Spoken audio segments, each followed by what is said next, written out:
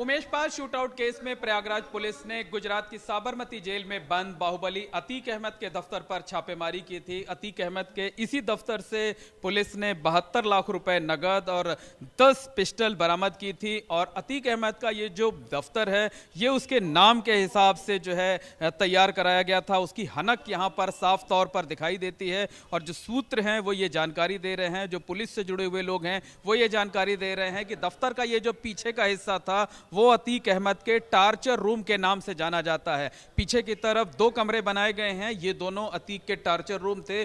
जिन लोगों को पकड़ करके लाया जाता था या जिनकी पिटाई करनी होती थी उनको इसी जगह पर रखा जाता था। तो ये एक कमरा है, ये आप देख सकते हैं। और इस बीच उमेश पाल के परिवार वालों ने ये जानकारी दी है कि उमेश पाल को साल 2006 में जब अतीक अहमद ने अपने गुर्गों के जरिए अगवा कराया गया था तो उमेश पाल को भी इसी दफ्तर के इसी टार्चर रूम में रखा गया था। गुर्गों ने जमकर पिटाई की थी। अतीक अहमद और अशरफ की मौजूदगी में उमेश पाल को यातनाएं दी गई थी, उन्हें करंट तक लगाया गया था। तो ये जो पीछे का हिस्सा है, पीछे के कमरे हैं जिन्हें अतीक अहमद के बाहुबली के टार्चर रूम के तौर पर कहा जाता है, इस वक्त हम उसी कमरे में मौजूद हैं। यहीं से आपको तस्वीरें दिखाने की कोशिश करते हैं कि हालांकि बाद में यहां पर ये एक तख्त रख दिया गया है और इसके साथ साथ यहां पर आप देख सकते हैं कि 2 सोफे भी रखे हुए हैं और यहां पर जगह जगह बिजली के जो है वो प्लग लगाए गए थे और कई बार लोगों को जो है करंट लगाया जाता था।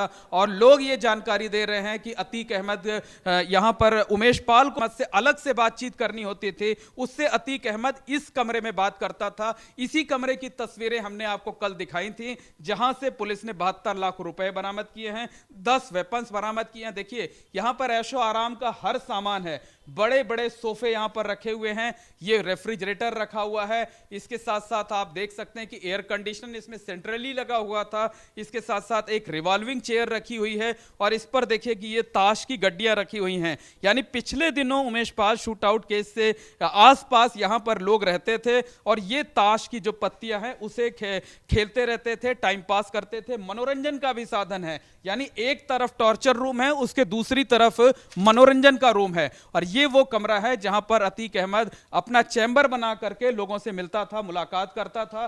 और ये चैम्बर में भी देखिए आप तमाम सोफे लगे हुए हैं और ये जो एक अलमारी खुली हुई पड़ी हुई है इसमें तमाम डॉक्यूमेंट्स, तमाम दस्तावेज रखे हुए हैं। हम अपने कैमरा सहयोगी अनुराग से कहेंगे कि वो जरा इनको तस्वीरों के जरिए दिखाने की कोशिश करें। देखिए ये तमाम कागजात यहां पर रखे हुए हैं और ये पूरा का पूरा जो है ये कहा जा सकता है कि अगर पुलिस पड़ताल करेगी तो इसमें अतीक अहमद का कच्चा चिट्ठा निकलकर सामने आ सकता है। और ये देखिए ये एक सर्टिफिकेट है और इस पर अतीक अहमद के भाई का नाम लिखा हुआ है, मिस्टर खालिद अजीम और Ashraf of ex MLA Allahabad, providing for best support in the Avenger welfare society. तो ये एक सर्टिफिकेट कोई मिला था अतीक के भाई अशरफ को, वो है। और ये अतीक अहमद की तस्वीर भी यहां पर रखी हुई है और वो तब की तस्वीर है जब अतीक अहमद को मुलायम सिंह यादव ने साल 2014 में सुल्तानपुर सीट से अपनी पार्टी से उम्मीदवार बनाया हुआ था। हालांकि बाद में सीट बदल दी गई थी और सुल्तानपुर के बजाय अतीक अहमद को फिर श्रावस्ती भेज दिया गया था। श्रावस्ती में तकरीबन 2.5 लाख वोट पाने के बाद भी अतीक अहमद को हार का सामना करना पड़ा था। और ये देखिए ये एक है, ये 2018 का है, ये पंपलेट है। अतीक अहमद तब समाजवादी पार्टी से बाहर हो चुका था और वो निर्दलीय उम्मीदवार के तौर पर फूलपुर का जो उपचुनाव हो रहा था वहां से वो चुनाव लड़ रहा था। केशव मौर्य के डिप्टी सीएम बनने के बाद वहां पर उपचुनाव हो रहा था और जेल से अंदर की एक तस्वीर उसने लगवा रखी थी, एक कोलाज, एक पोस्टर बना रखा था और उस पर लिखा हुआ था अतीक की गुहार, अतीक अहमद पूर्व सांसद, निर्दलीय प्रत्याशी, फूलपुर लोकसभा क्षेत्र। तो ये एक अतीक अहमद ने अपील जारी की थी और उस चुनाव में इसे टेलीविजन चुनाव निशान मिला था। तो ये जो पूरा हम आपको एक साथ दिखा रहे हैं कि ये अतीक अहमद का वो कमरा है जिसमें वो लोगों से मिलता था। ये वो कमरा है जो हमारे दाहिनी तरफ आप देख रहे हैं कि वो अतीक अहमद का मनोरंजन रूम था। इसमें अतीक अहमद बेहद खास, बेहद करीबी लोगों से मुलाकात करता था। आप देखिए यहाँ पर हर सुख साधन के हर वो जो साधन होते हैं, जो सामान होते हैं, वो यहाँ पर पूरी तरीके से मुहैया हैं। और उसके पीछे जो 2 कमरे हैं, फिर से एक बार दिखाते हैं आपको, ये 2 वो टार्चर रूम हैं जिसमें अतीक अहमद लोगों को रखता था। अगवा कराकर लोगों को लाता था, लोगों की पिटाई कराता था, गुर्गे पिटाई करते थे, और उसके साथ साथ कई बार खुद अतीक अहमद और उसका अशरफ भाई अशरफ वो पिटाई कराता था। और इसके पीछे का जो हिस्सा है वो ओपन एरिया है, और बाहर से पीछे का रास्ता है, पीछे का गेट हमेशा बंद रहता था ताकि यहां तक कोई आ ना सके। तो उमेश पाल के परिवार वालों ने, साथ ही साथ उनके वकील AK द्विवेदी ने बताया हुआ है कि उमेश पाल को जब अतीक अहमद ने 2006 में 28 फरवरी 2006 को अगवा कराया था तो उनको भी इसी टार्चर रूम में रखा गया था।